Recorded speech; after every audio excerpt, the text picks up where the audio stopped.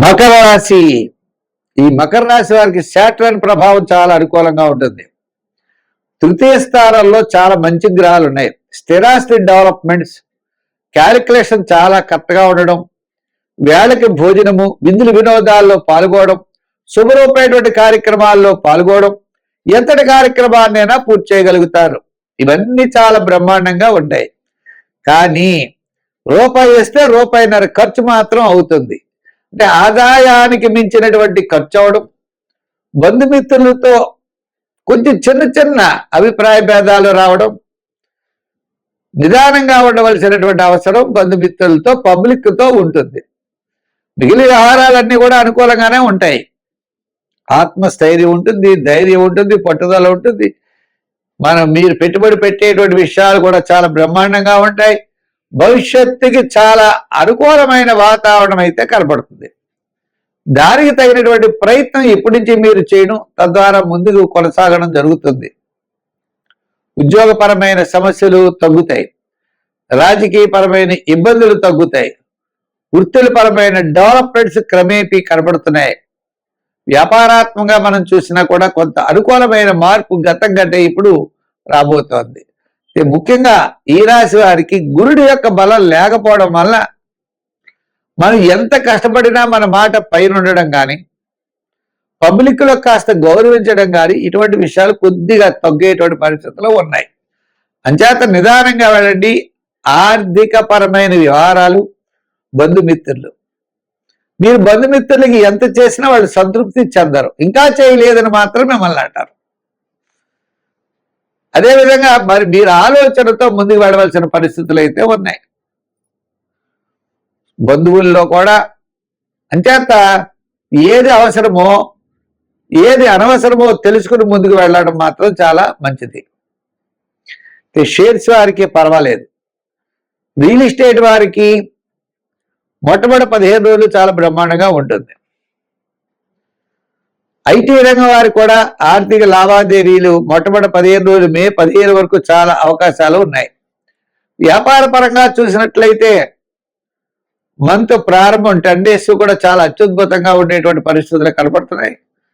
మళ్ళా month ending అంటే మే 25 నుంచి 30 వరకు కూడా కాస్త అనుకూలమైన వాతావరణం, వ్యాపారాత్మక డెవలప్మెంట్స్ ఉన్నాయి. సంఖ్యల్లో 8, రంగుల్లో లైట్ బ్లూ కలర్. ఆరాధనలో శివారాధన, వినాయకుడిని ఆరాధించండి, మంచి ఫలితాలు ఉంటాయి. మీనరాశి. ఈ మీనరాశి వారికి గ్రహముల యొక్క బలాలన్నీ కూడా సామాన్యంగా ఉన్నాయి.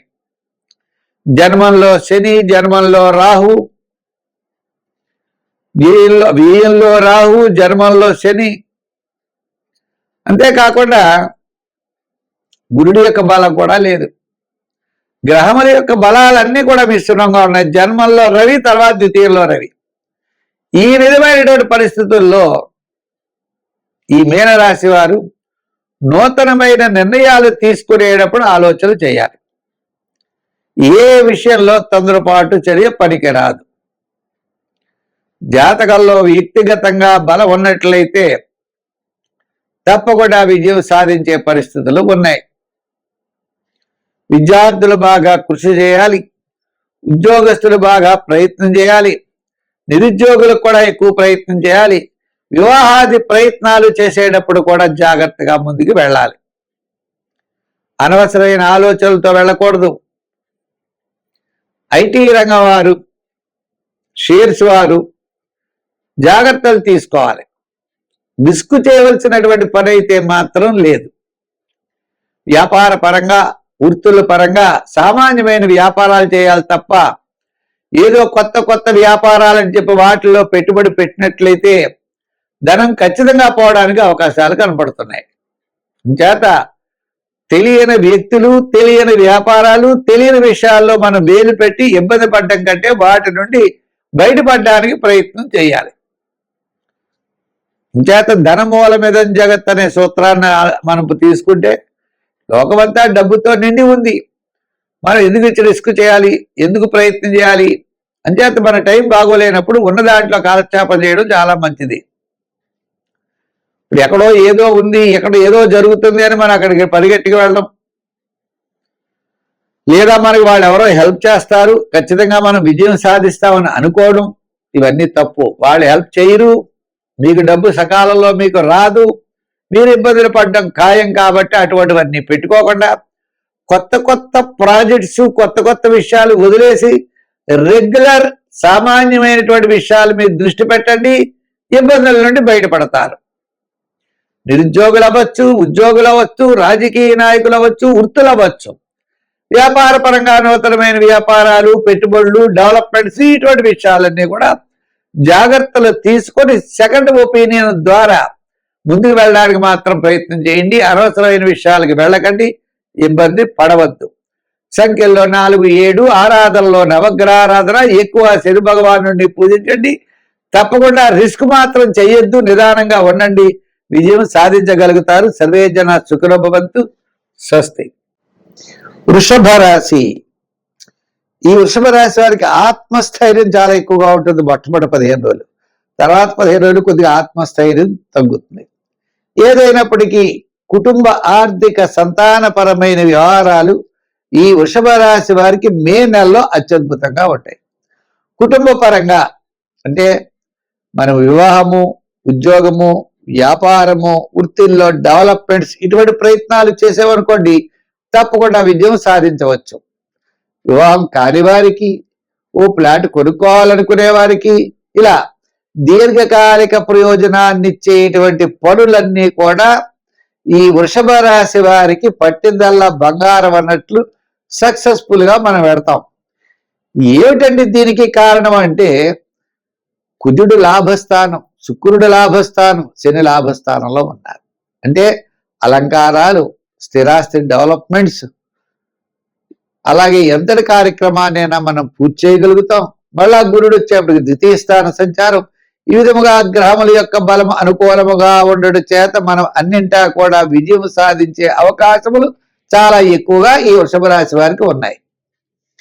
అంచేత మనం ఏం చేయాలి? ముఖ్యమైనటువంటి పనులన్నీ చేసే ప్రయత్నం మనం చేయాలి. పట్టుదలతో ముందుకు వెళ్ళాలి, విజయం సాధించేటువంటి ఆలోచనలు ఉండాలి. శ్రద్ధ, సహనము, ఓర్పుతో ముందుకు వెళితే తప్పనిసరిగా విజయం సాధించగలుగుతాం. ఉద్యోగస్తులకి ఆర్థిక ప్రయోజనాలు, రాజకీయ నాయకులకి గౌరవం, వృత్తుల వారికి అవకాశాలు, వ్యాపార పరంగా ఉన్న వారికి కూడా ఆర్థిక లావాదేవీల్లో కాస్త అనుకూలమైన మార్పులు ఉంటాయి. క్రయ విక్రయాదులు లాభిస్తాయి. ఐటీ రంగం వారికి చాలా అనుకూలంగా ఉంటుంది. షేర్స్ వారికి మొట్టమొదటి 15 రోజులు బాగుంటుంది. రియల్ ఎస్టేట్ వారికి మొత్తం నెలంతా కూడా కాస్త అనుకూలంగా ఉంటాయి. గత 4 నెలల కంటే రియల్ ఎస్టేట్ వారికి ఈ నెల చాలా అనుకూలంగా ఉన్నది. ఐటీ రంగం వారు కూడా ప్రాజెక్ట్స్ రావడం, కొంత ఆర్థిక సర్దుబాట్లు జరగడం ఉంటుంది. ఇంకా జనరల్, కిరాణా, మెడికల్, ఫ్యాన్సీ, గృహోపకరణాలు, వస్త్ర ఆభరణ వారికి కూడా ఈ రాశి వారికి చాలా అనుకూలంగా ఉంటుంది. అయితే మరి ఈ రాశి వారు చేయవలసింది ఏంటి అంటే సూర్య భగవాను పూజించడం మంచిది. ఆదిత్య హృదయాన్ని రోజు పఠిస్తూ మనం గోధుమ పిండి చిన్న చిన్న ఉండలు చేసి ప్రవహించే నదిలో వేయడం చాలా మంచిది.